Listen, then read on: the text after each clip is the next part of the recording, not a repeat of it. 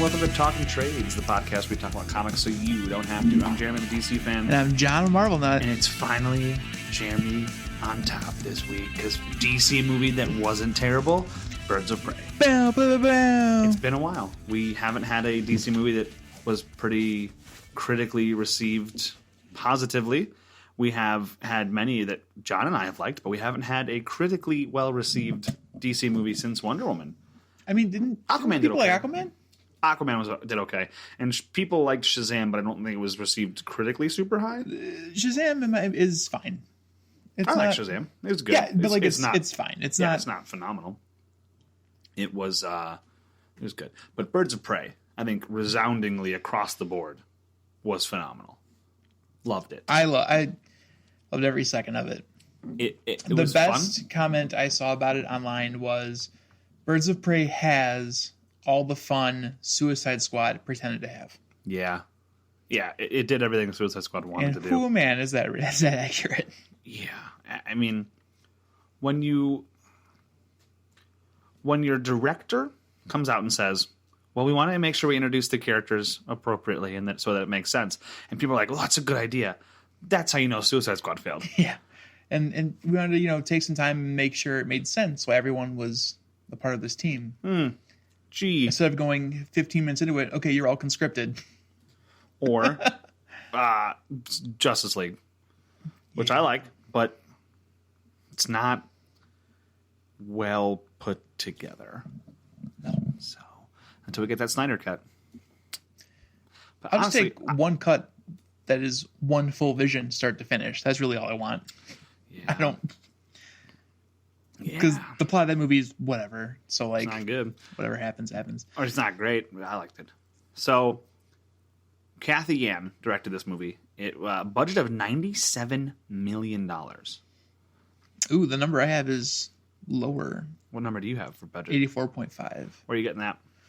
I'm getting it from the New York Times. Interesting. I'm getting this one from Google, like aggregated results. Negligible difference. We get the ballpark of where it is. Yes. So this was a roughly $90 million movie, and it looked like it. It looks well put together. It's clean. It's fun. There's a lot of color. Very stylish. Yes. Again, it keeps coming back to it is what Suicide Squad wanted to be. Mm-hmm. And I don't know that we were going to get a movie like this without Margot Robbie or without having the stumble that we did have. I don't know this movie happens unless we have such an unfortunate stumble with Suicide Squad. I think we got a movie. I've been kind of mulling this over. So we're a couple days removed from watching it. The movie, unfortunately, has the lowest opening weekend of any DCEU movie, which is not great because the movie is excellent. I can see it, though, which is unfortunate. So, to your point, yes, I don't think we would have gotten here were it not for Suicide Squad. But I also don't know to what to attribute the low numbers. 33 million opening weekend, huh? Yeah, and I have it pulled in 48 million-ish overseas. Yeah, domestically or worldwide, it's done 79.5. That's, I mean, it's money. I think once it hits its budget, enough. I think this is kind of the kind of film that, like, as you're trying to build a cinematic universe, you want one of these, like, in your stable house. It's not an art house film, but, like, something like that, where it's, look, we're not all the same. We can be super cool and fun. And this one could be one of those where you come back to it in 5 years going, God, remember how good that movie was? People need to watch that one. Or, like, it hits a new audience on Netflix or And, I mean, maybe the Suicide Squad will bring in more people after the fact. Who knows? Maybe the Suicide Squad... Because Margot Robbie's in it. ...will be based around these characters a lot. Use these characters. Use Margot Robbie. Does it have the Birds of Prey in it? I don't know. I don't know. The DCEU we've established does not have a cohesive plan. We have just one image of names, end of list. Mm-hmm. Like, that's what we got.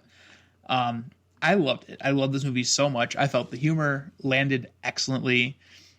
I didn't know too much about the characters, minus Harley Quinn, of course. I knew about Zsasz.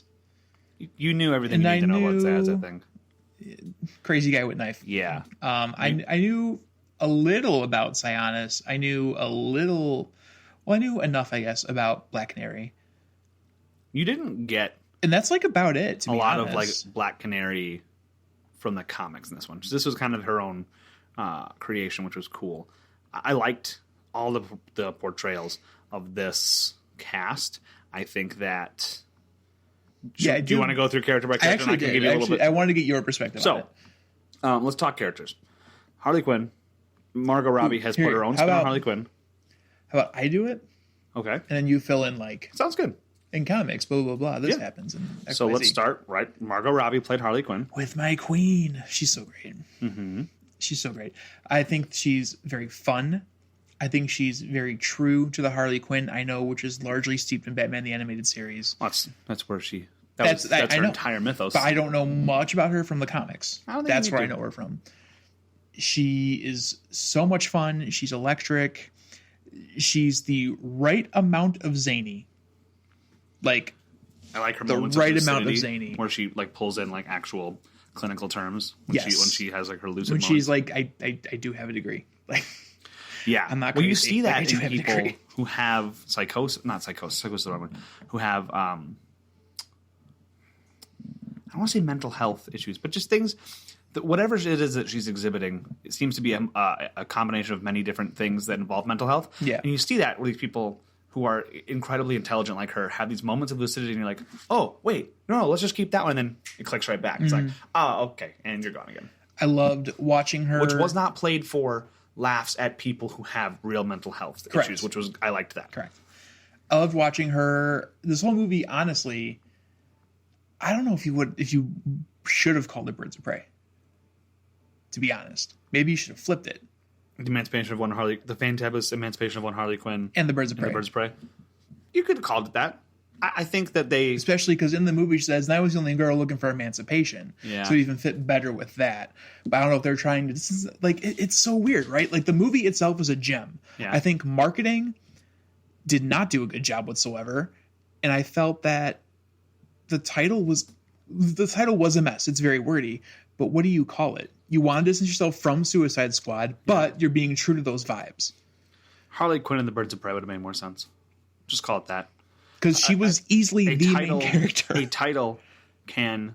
Here's the thing with the title, right? And the title, on she one end of the has, like, spectrum, you have titles that can make an entire movie totally different. Where at the end of the movie, you go, "Oh, that's what that means." Then you have titles that are just like Saw 2, right?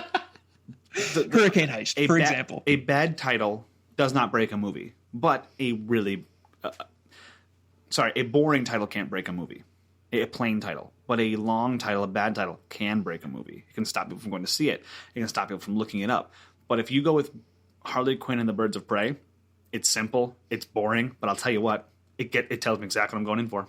Because this movie, honestly, is a Harley Quinn movie way more so than it's a Birds of Prey movie. Yes. Way more so. So I think you should have led with that.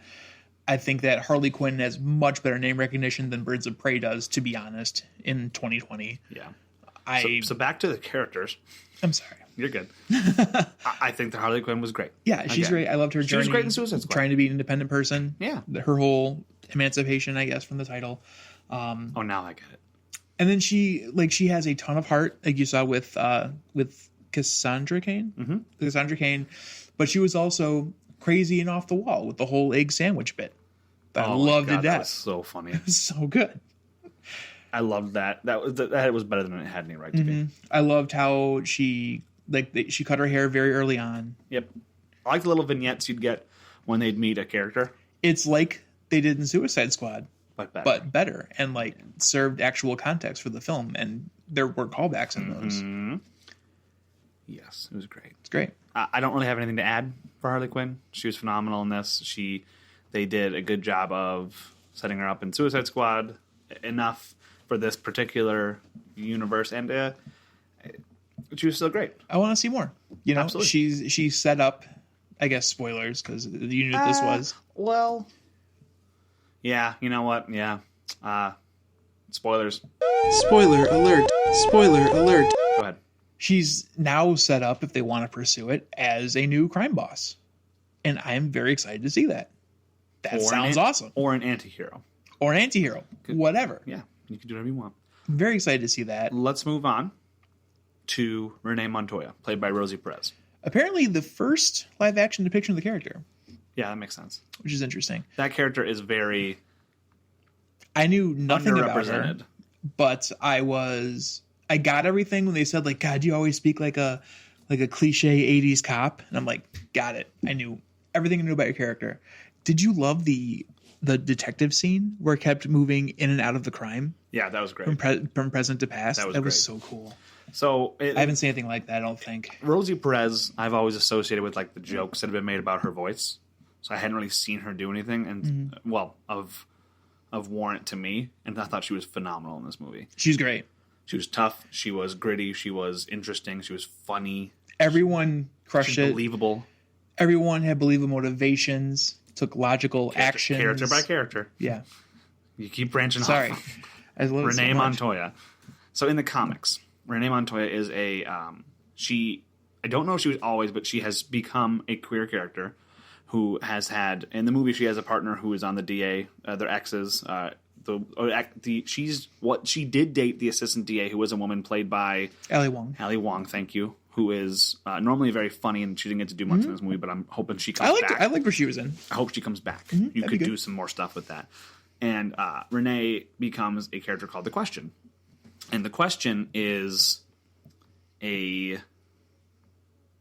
it's a detective in the biggest sense. So she is The Question. She has no face, and she wears like an old school trench coat and like detective hat, like a Dick Tracy hat. And So face off.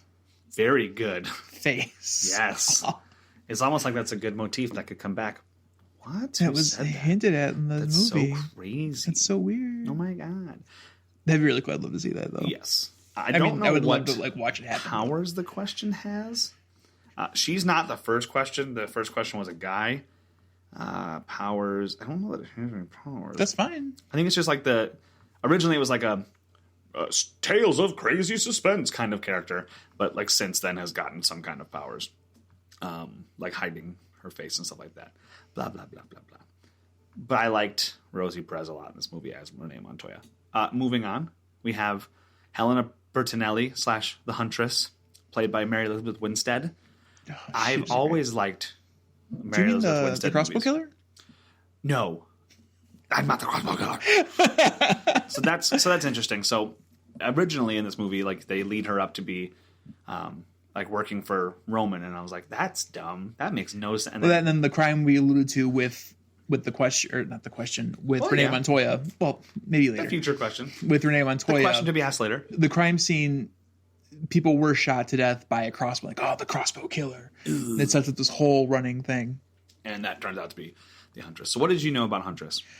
I've seen her in, I believe, Arrow. If not Arrow, one of the Arrowverse shows. Yep. And I don't think we read anything with her. Nope. But I knew she was like purple and motorcycle, and that's like what I knew. She's in the Bat family. Yeah. Like she's been a tertiary character for as long as you've been reading comics. That's pretty much what I've known. But I thought she was cool. To my knowledge, they did her well. I'm a fan. So the Huntress, they got her backstory perfect. Her family was a mob family. If you couldn't tell by her name, she's very Italian. So it's like Gotham's Italian mob. And you have her family is killed by another mobster. And that's changed over various incarnations of the comics. In this particular one, it's a guy who is being bankrolled by the Roman, or by Roman Sionis. And she becomes Batgirl at one point. She's been blah, blah, blah. She was an adopted family member of the Wayne family. But she is a Batman character. She's had these big glasses in the comics, and she has a cross on her chest, and she's very religious, but she also kills people. It's crazy. But she does use a crossbow. That's like her thing. And she's always been in the Birds of Prey. She was in a bunch of different little comics. She hasn't had like a great run on her own. Was she in the TV show? Which one? Birds of Prey. I don't know. I never watched it, but I believe so. That one is, I think, Oracle, Catwoman, Batman's daughter, Black Canary has to be in there, right? and Huntress. I don't know. Ooh, okay. Let's look it up. I loved her a lot. I thought she was great. I loved how she made fetch happen. She totally did. It was great. She's really good at killing, but she's not so good at everything else. Pretty That's much. what Harley says. Really gonna kill Pretty him. much. The other stuff, not gonna happen. All right, the characters are, yes, Ashley Scott as Helena Kyle. So she's Batman and Catwoman's child, and she is half metahuman with cat-like abilities, and she is called the Huntress. Huh. Then we have, so Helena Kyle's her name. That is a different You have take. Barbara Gordon, Batgirl Oracle. You have Dinah Redmond, otherwise known as Lance. She is the Black Canary. You have Detective Jesse Reese, who looks like... Montoya. No, it's a guy. He's just a cop. But And then you have they could Alfred, fill that role. and you have Dr. Harleen Quinzel was in that show. Ooh. It's Okay. the main characters. We can watch that show. It's on the DC the app. So, Huntress was cool in this movie. Next, we have Dinah Lance / the Black Canary, second Black Canary, played by Journey Smollett Bell, who I had not ever seen in anything before. Loved her in this. She's movie. great. I didn't know much about Black Canary from the Arrowverse. That's the Arrowverse, Injustice, and in just reading various comics, the Green Arrow stuff we read here. I didn't feel it was like particularly true to the comics, but I felt she was really cool. Black Canary? Yeah, Not at all true to the comics. really cool. Very independent. Loved how she could, like, her fight scenes were really sweet. They weren't hyper violent like Harley's, which is great, but like really sweet. Right. I liked how they made her strong just in the beginning. I liked how she was cracking the glass in the beginning and then went full circle and then did the whole siren scream at the end. That was great. And it was her mom's powers. That was cool. Mm-hmm. So this Yeah, that was planted very well from Montoya. this actress has been in a lot of things. Nothing that I had seen previously.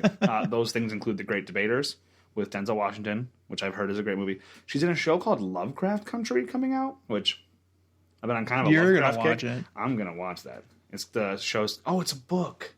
This was a book. That's right. A young African American man travels across the United States in the 1950s in search of his missing father, but like things go crazy because Lovecraft. That's supposed to be good. That book's supposed to be good. Anyway, sorry, tangent. So her powers come from her mother, which might be in the comics, but as far as I know, Dinah Lance is the first Black Canary. It's passed on. It could be, absolutely. I don't know enough about that character to say one way or another definitively, but I can say that I really liked this depiction of a Black Canary who is not just her voice. I like when Right, I like she was when they more do than that. capable That's without it. cool. And it wasn't until they were like backs against the wall, everyone was out of all their ammo. Awesome. And I also love that because, like, in general, watching Superman movie, you're like, why don't they just, like, Superman? Why doesn't he just do laser eyes? Right. Just like, why not? But with this one, it made sense because, for like role playing terms, her thing would be more like a cone shape, so it hit not just the bad guys, but also her friends. So it made sense why she wouldn't have deployed it. Also, it causes her to pass out. Yeah, which I didn't know at that point, but No, yeah. it was really good. It was really good. So she was fantastic. Let's talk about Ella J. Basco playing Cassandra Cain. Oh, MacGuffin. She was great. She's also been Batgirl, and she's been the orphan. Yeah, but in the movie, Yeah. Shut up. she's a fun pickpocket character. Like, was- really good at I was pickpocket. ready to hate her. going into the Really? movie. I hate that character in movies. That archetype? That archetype of the, oh, I'm doing this thing for me, and what do you mean I'm causing trouble? I hate it. It's just so played. I say that going into the movie, watching the movie, I was like, I'm rooting for this girl. She better be okay. Yeah, because then you get the scene with her and Black Canary while her adopted parents are like letting each other have it. Like, I don't want her in here. Yeah. And you're just like, oh no, your heart like kind of breaks for her. Yeah. It's real. That was honestly And the scene that's- that sold me. And she was nonplussed, so that's her every day. And you're just like, Who knows how many people how many foster families she's been through. It's horrible. right? It's just It's a sad. just awful. But I knew zero about her. So I had a bit of information. So I got her confused with Batwoman on name. yeah, well, that's super fair because Batwoman's name is Kate Kane, Catherine Kane. This is Cassandra Kane, and they're spelled differently. Comics. So Cassandra Kane has been Batgirl at one point. You may have seen this Batgirl. This is the Batgirl where her mouth is stitched. In the costume. I have She doesn't seen talk. that. That's her thing. She's a mute, and She was raised. Oh, I forgot about this. So she was raised. She's a daughter of Lady Shiva in the original. That's her original story. Lady Shiva is like a top level martial arts character in the DC continuity. Like fights with Dick Grayson a lot, deals with Dick Grayson and Batman. But she was raised by Lady Shiva. She's totally mute and illiterate growing up. She does later become Batgirl. So that's pretty cool. She's the first Asian person inducted into the Bat family. And then she eventually becomes a character named Orphan, which is when her dad dies, he was the orphan. She takes his code name, and then she becomes like a silent assassin. That's pretty cool. So when the movie introduces Cassandra Cain, you have Rosie Perez's character says to her, "Oh, hey, snarky remark." And no comeback? And then Cassandra Cain goes, I was like, they're going to make her mute in this movie? And then she goes, yeah, whatever, up yours. I'm like, oh, okay. That's a cool little nod to the character that people like me would go, oh. And then everyone else just gets to go, oh, it's just whatever. I liked that a lot. That was really cool. I thought she was great in this movie. She's funny. She breaks up a lot of scenes with her comedic chops.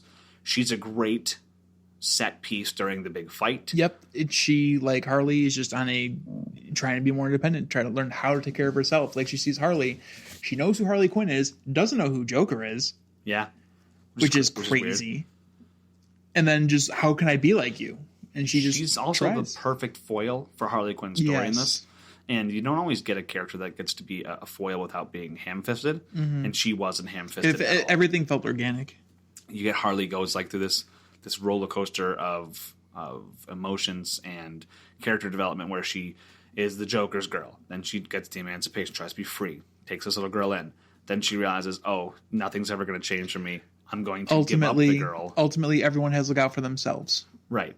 So screw the girl. Then she has another change of heart because she's given more time, and she tries to change back, but nothing. But Cassandra doesn't give her the chance to turn back right away. She makes her earn it, which kind of puts Harley in this place where, oh God, what do I do now? Mm-hmm. Can I do that? And then she does, and it shows that Harley Quinn's a new person. Yep. By the end of the movie, you have a totally different person. It's because of Cassandra Cain, and I loved that character foil. It was very, very good. The Suicide Squad doesn't walk back any of this development. Who knows? You could walk it back to a point. You could still have Harley being on her own, but she would need to establish that what she's doing is for her and the kid, or for her interests with whatever she's going to do. You can still have Harley Quinn be a selfish character at times, but it has to make sense. And I trust James Gunn enough to do that, but we'll see what happens. It's that I don't trust James Gunn. It's that I don't know that there's that level of communication. That's true. I don't know what's going to happen, dude. Anyway. I'm nervous about that movie. Back to this, though. Ella J. Basco was great. Haven't seen her in anything else, but she was very, very good. Okay, so that wraps up our birds, our nest of characters. She was in Grey's Anatomy, I guess, and Veep before this. So, hasn't been in much yet. She's very young. Very excited to see her in more things. Let's get into the bad guys. Let's start off with Zsasz, played by Chris Messina. Zsasz, to me, has always been a completely bald psychopath with cuts all over his body. Mm-hmm. And he's saving the last one for Batman. We got most of that, and it was great. We did. So this Zsasz is a psychopath who has cuts all over his body, but has hair. It has hair, but it's short. It's short. It can be shaved. And he is saving a spot on his chest for Harley Quinn, which is a scene that you were in the... I'm so mad about that. Oh, no, I have to go see the movie again. Oh, no. Oh, no, I'm so sad. And it whatever. I missed it. But this character translated great to the video games. Yeah. But that's about it. Yeah, Arkham Asylum is pretty much... And I think the animated series is what I know him from. That's about it. He's great in this movie as a tertiary bad guy. Yeah. He plays a great second fiddle. It was really good.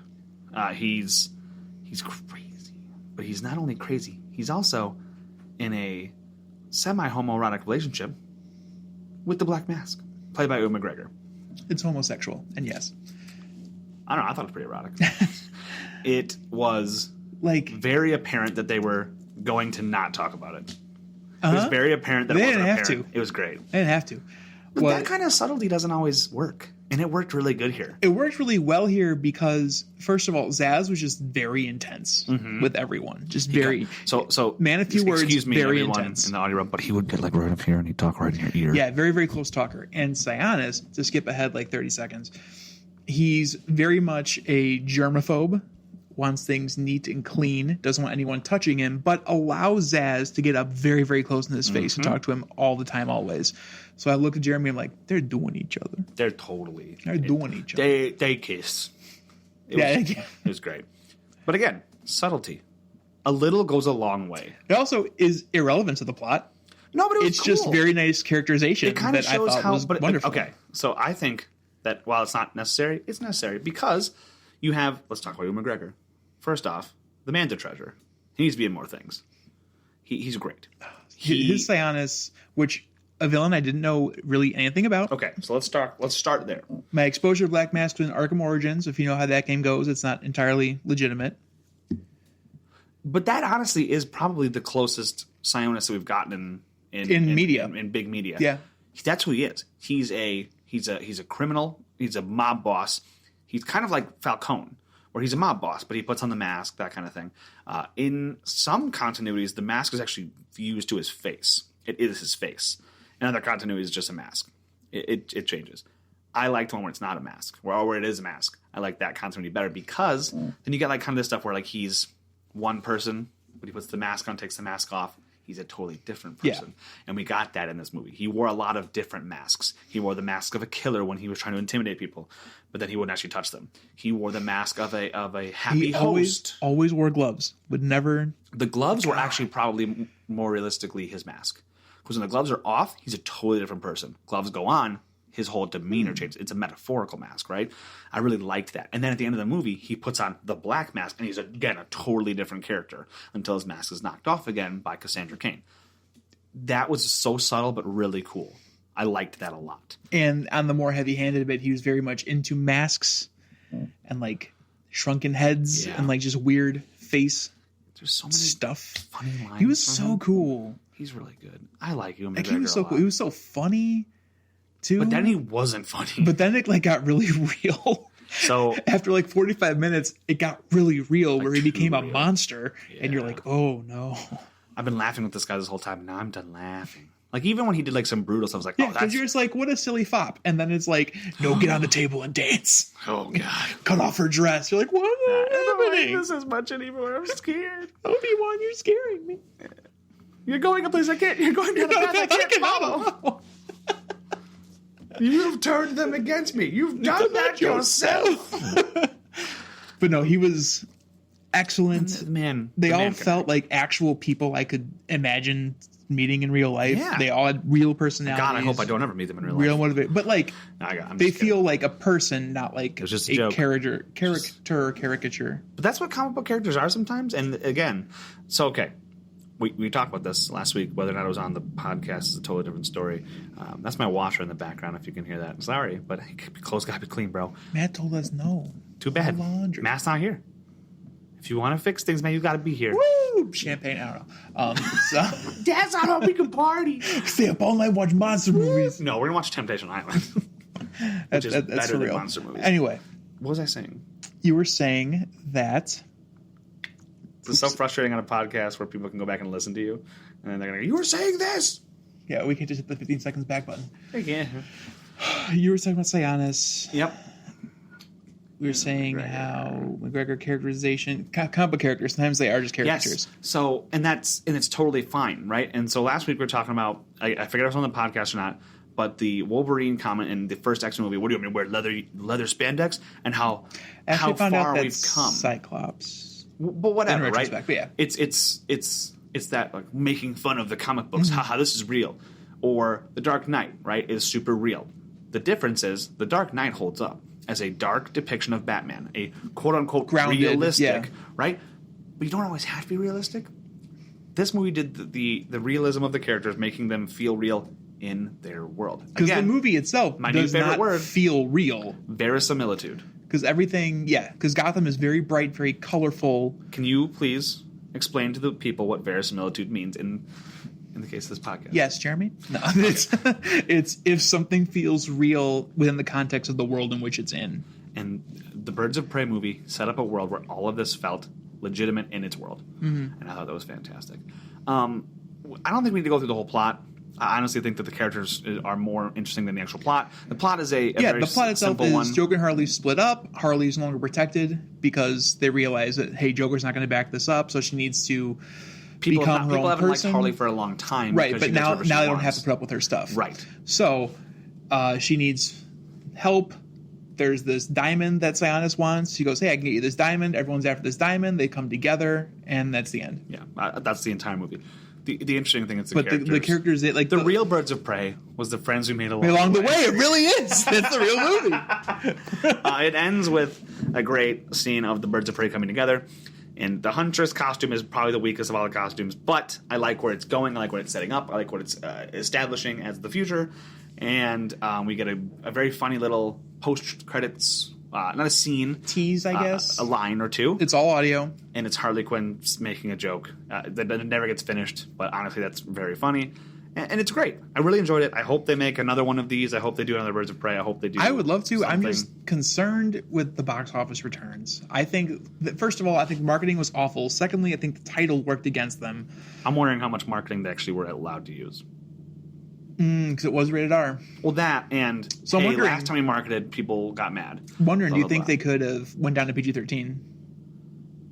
They could have cut out the take out some of the leg violence. The leg violence, the face being cut off, the swearing. Yeah, that's one thing we didn't cover, but we alluded to, is that at various points in the movie, Sionis directed Zsasz to cut people's faces off. Like a mask, do you get it?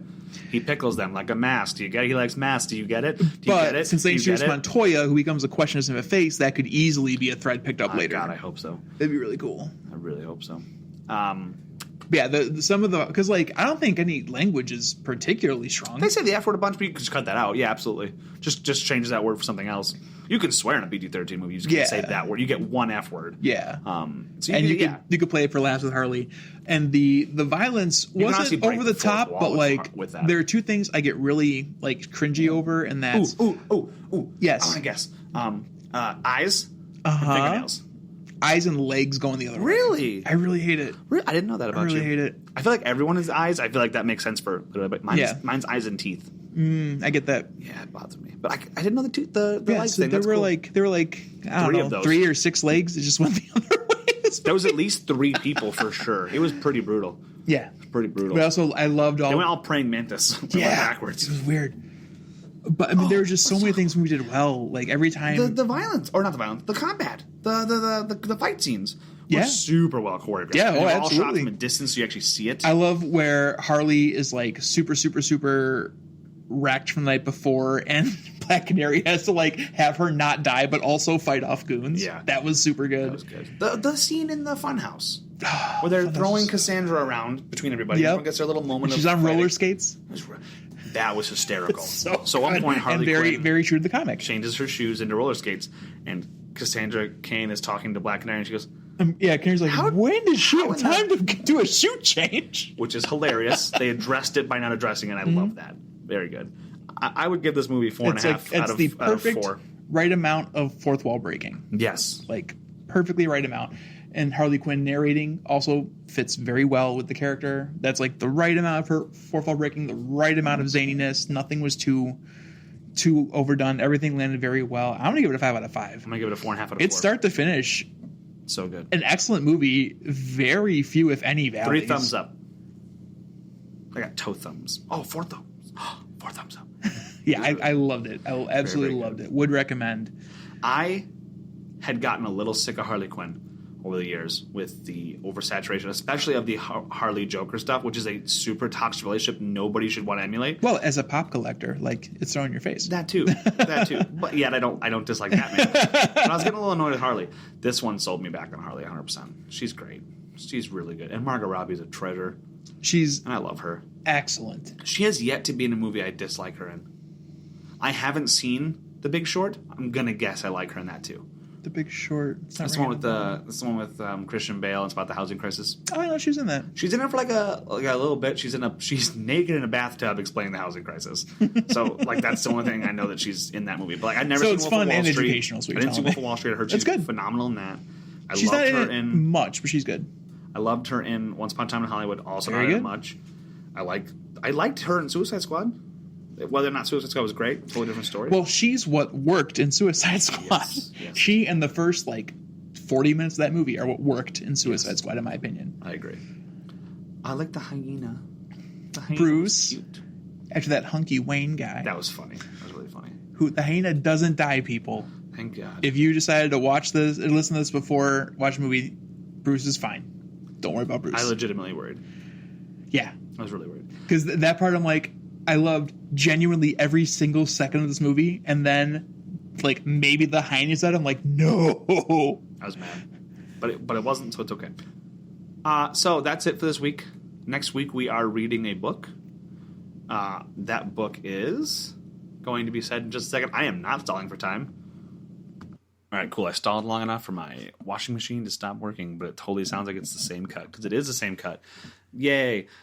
Next week we are reading Black Bolt, Volume 1, Hard Time. Written by Saladin Ahmed, and Christian Ward was our artist. This collects Black Bolt 1 through 6.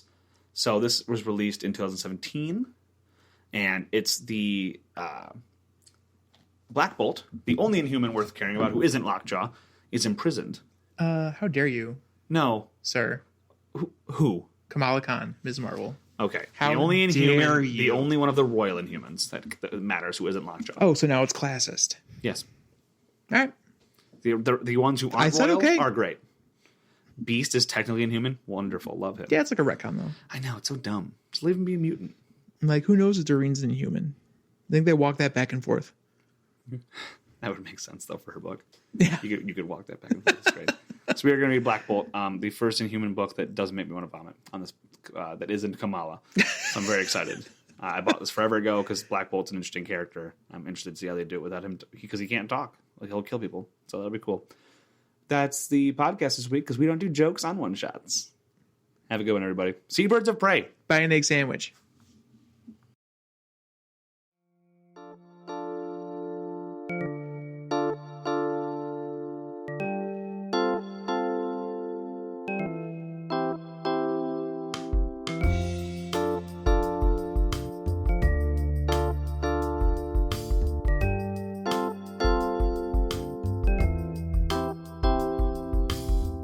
You can follow us on Twitter at Talkin' Trades. Follow Jeremy on Twitter at LizardKing27. You can find John on Twitter at Maesterlaka, Maesterlaka. And for this and other projects from Matt, please check out Facebook at Matt Spina Music. And remember, we're not experts, we're fans.